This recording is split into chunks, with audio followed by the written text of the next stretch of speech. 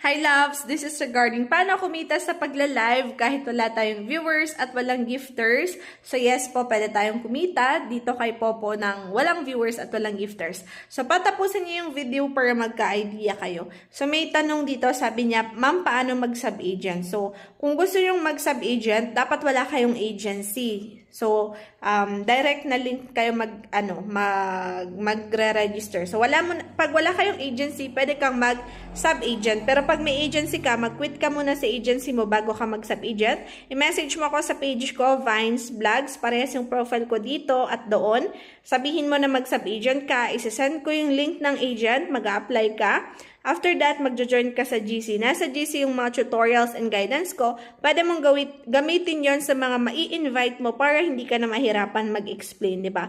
Copy-paste mo na lang. Sila na bahala na manood ng tutorials at magbasa ng mga